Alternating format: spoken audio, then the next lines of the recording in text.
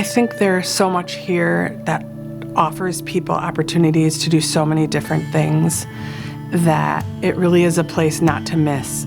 One of the most incredible things about the grounds here is that the majority of the Arboretum's land is on natural spaces, and translate that into a garden setting. Our mission is about gardens and about growing plants and providing educational opportunities for people and connecting people to nature. So the Arboretum was started in 1968. It's always been a great garden, but before that, the Iowa State Horticultural Society decided that they wanted an arboretum somewhere in the state and went looking for land.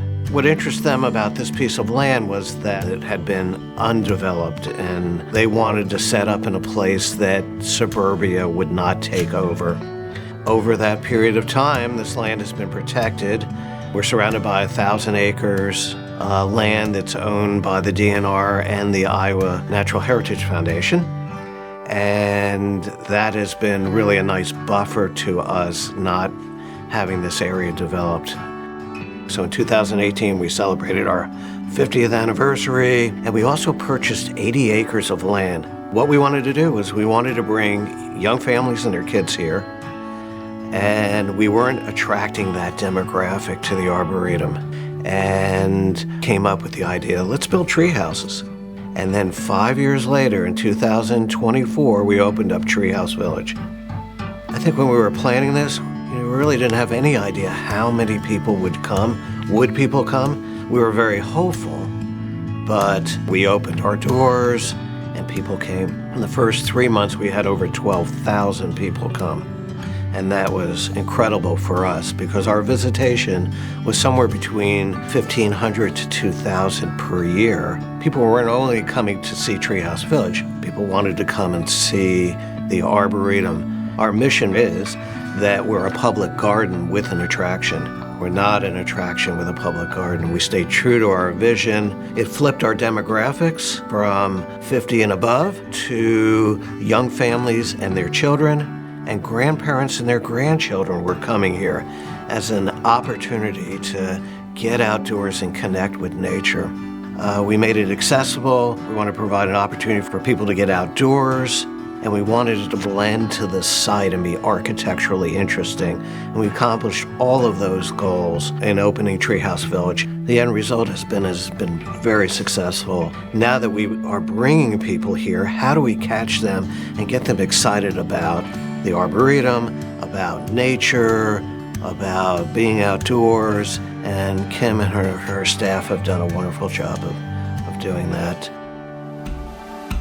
Well, the mission and vision is to provide a natural environment that everybody can enjoy and to have great experiences outside in nature.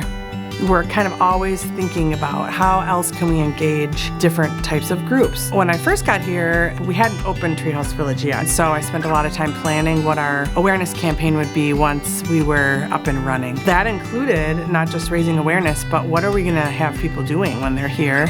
So we have private events, people get married here, they have their receptions here in this beautiful environment. How are we going to engage them in this place and connect them to nature while they're here? What other kinds of public events can we have? The Tunes in the Trees concerts were already sort of underway, and so we thought about other ways to attract different demographics. So we started planning a 21 plus event, which is called Tree Houses at Twilight. And those are for adults only, where they get to go and play in the Treehouse Village without all the kids around. And there's music and food and beverages and things like that. So just trying to find different ways to sort of speak to different groups of people who maybe don't have kids yet, might not think that Treehouse Village is a place for them, but if they can come and enjoy it at Twilight with the band and food and music, now we've expanded that reach a little bit, and that's been really important. But you get that 13 to 18-year-old kid that, are a little too old for a playground and maybe start kicking around in the dirt and are like, what am I, this isn't for me kind of thing. First of all, making sure they know about the trails, because the trails are amazing. But also we created some other unique things like shelter building. So there's a shelter building area, and they can build teepees and all sorts of different kinds of shelters, and they spend hours doing that. And so our new focus there is what else can we do out there in that woodland that will really meet the needs of all the ages. So those 13 to 18-year-olds can go do something while their younger siblings are at the playground. And so focusing on those kinds of things is really important. In addition to that, school groups. We knew that once Treehouse Village opened, that teachers would want to come and make it a tradition for their students, especially in the elementary ages. And so we developed a number of educational programs that we could tag onto that if teachers wanted that, or if they needed to have an excuse for, coming out here that made it relevant to their teaching.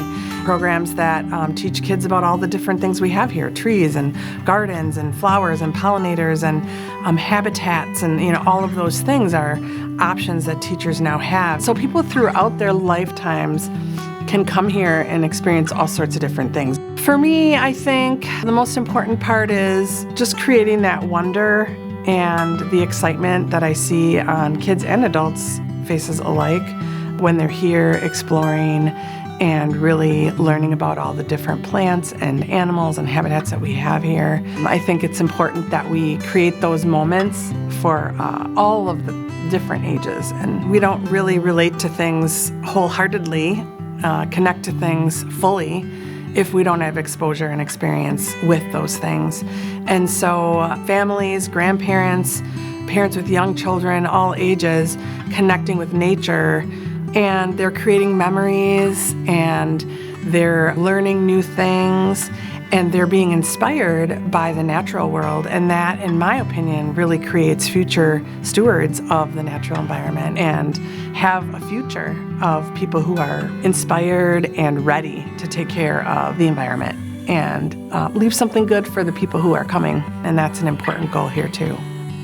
My first introduction to horticulture was digging up weeds in the yard. I would go out into the yard and dig up dandelions and try to keep them alive on the windowsill in paper cups. And very early on, I knew that working with plants was something that I really wanted to do. I learn about a new plant every day, and that will never change. There's millions of plants out there to learn about and to learn how to garden with, and then sharing that passion with the public is something I'm so passionate about. So the Iowa Arboretum and Gardens started mostly as a collections-based institution. So we were collecting as many tree specimens, shrub specimens as we possibly could, and then demonstrating them for the public. We've definitely seen that mission change in the last 10, 15 years. And what we're really trying to do now is demonstrate how to use these plants effectively in landscapes that create urban habitat. Something that we're really passionate about is the loss of insect biodiversity. And so then showing people how to garden while increasing that habitat and providing for our little pollinator friends is something we're really shifting our focus towards. And being across 160 acres, getting to see all of the insect life is really incredible. And so whether it's a monarch butterfly that gets them excited about insects, we build gardens that we want to show the whole life cycle of the monarch butterfly.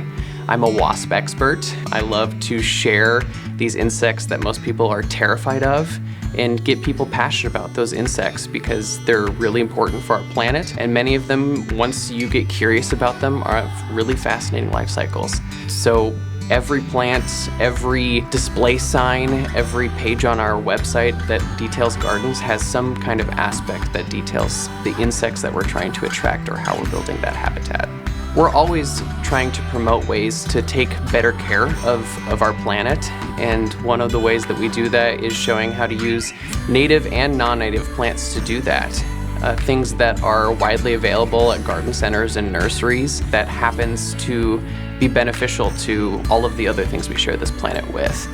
As a curator, I'm always collecting things and getting to share their beauty with the public. And one of our favorite things that we do is almost everything that we have on grounds has been shared either with the industry to be propagated or we share it during our own plant sales. And so I don't want something to be a specimen here and not have the opportunity to be grown in home gardens. And getting to collect things that then other people can enjoy in their home spaces is something I'm really passionate about. We want to share that with everyone and share them all. If you haven't been to the Iowa Arboretum and Gardens, I invite you to come and visit. It's a peaceful place, it's a wonderful place, it's a beautiful place, and it really truly is a place for all.